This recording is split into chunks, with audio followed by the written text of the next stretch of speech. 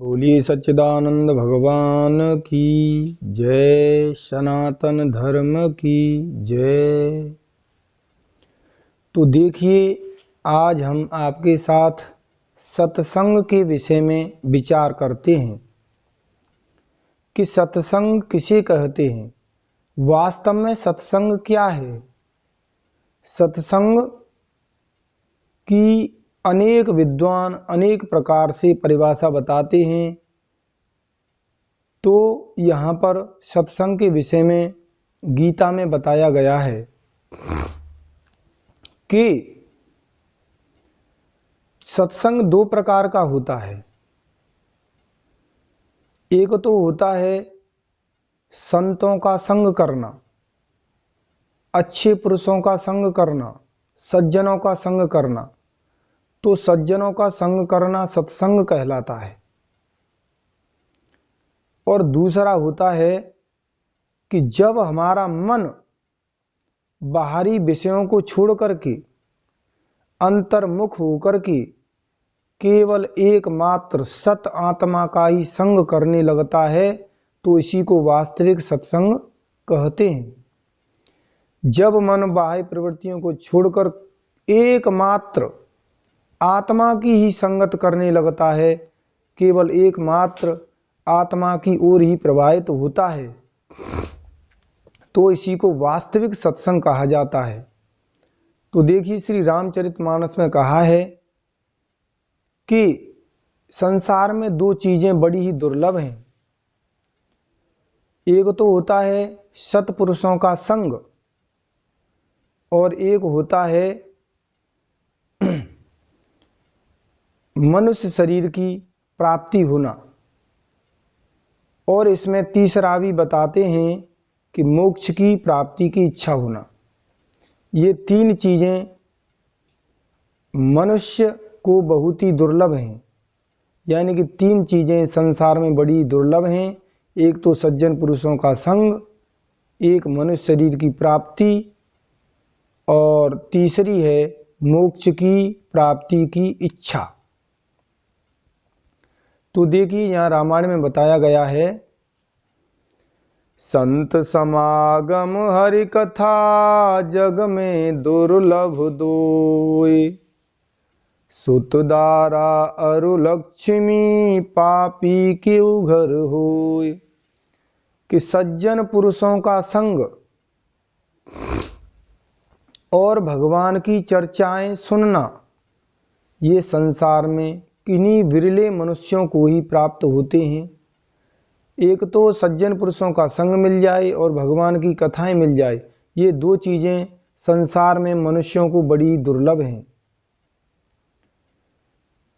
और चीजें तो बड़ी आसान हैं, जैसे पुत्र की प्राप्ति होना, पत्नी की प्राप्ति होना और धन संपदा का होना।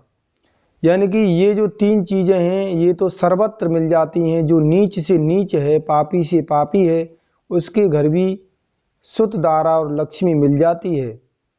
लेकिन संतों का संग और भगवान की कथाओं की चर्चा, ये चीजें संसार में बड़ी ही दुर्लभ हैं। और देखिए, फिर सत्संग से होता क्या है। सत्संग से विवेक होता है। यहां रामायण में प्रमाण है, बिनु सत्संग विवेक न होई, राम कृपा बिनु सुलभ न सोई। यहां श्री तुलसीदास जी महाराज कहते हैं कि जो मनुष्य सत्संगों में रोजाना जाते हैं अथवा रोजाना सत्संग सुनते हैं, उन्हीं मनुष्यों को विवेक की प्राप्ति होती है, उन्हीं मनुष्यों को ज्ञान प्राप्त होता है। और देखिए, सत्संग किन मनुष्यों को प्राप्त होता है। मनुष्य शरीर भी चलो पा लेते हैं, लेकिन सत्संग की प्राप्ति नहीं होती। तो सत्संग की प्राप्ति केवल उन्हीं लोगों को होती है जो केवल भगवान राम की कृपा प्राप्त करते हैं। क्योंकि इसमें बताया है कि बिनु सत्संग विवेक न हुई, राम कृपा बिनु सुलभ न सोई। एक तो सत्संग की प्राप्ति होना दुर्लभ है, और चलो सत्संग भी प्राप्त हो गया तो फिर उससे विवेक होना भी दुर्लभ है। तो ये दोनों चीज़ें, सत्संग और विवेक, ये केवल भगवान राम की कृपा से ही प्राप्त होते हैं। इसलिए हमें रोजाना सत्संग सुनते रहना चाहिए, सत्संग का श्रवण करना चाहिए, जो सत्संग में सुना है उसका मनन करना चाहिए। इसके बाद में जो हमारे मन में भ्रांति है, जो हमारे मन में कमी है, जो हमारे मन में अनेक प्रकार की कमियां हैं, नासमझी है, वह बार बार सत्संग सुनने से दूर होती हैं। ये नहीं है कि एक दिन सत्संग सुन लिया तो बस हो गई मोक्ष की प्राप्ति या हमारा मन हो गया निर्मल, ऐसा कुछ नहीं है। जो मनुष्य रोजाना सत्संग सुनता है तभी जाकर के उसका मोह भंग होता है। क्योंकि रामायण में कहा है, बहुकाल किए सत्संगा तबई होई मोह भ्रम भंगा। अर्थात जो मनुष्य बहुत काल तक, बहुत समय तक सत्संग करता है या सत्संग सुनता रहता है, तब जाकर के उसका जो सांसारिक मोह है, जो भ्रम है, जो अज्ञान है, वह दूर होता है।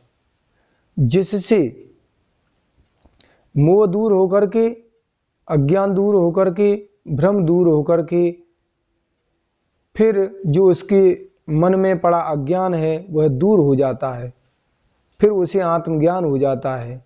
अर्थात वह गुरु के पास जाता है तो गुरु उसके लिए उपदेश कर देते हैं कि भाई जो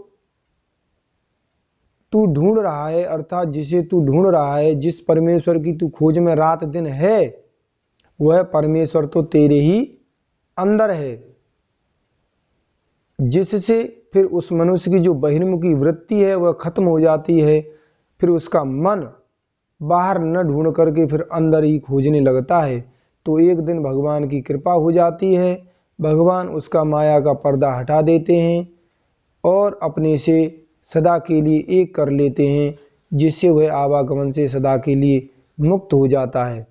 और फिर वह मनुष्य इस जीवन में आनंद भोग करके, जीवन मुक्ति का आनंद लेकर के नित्य अर्थात सदा के लिए मोक्ष को प्राप्त कर लेता है, जिससे फिर उसका इस संसार में आवागमन सदा के लिए समाप्त हो जाता है।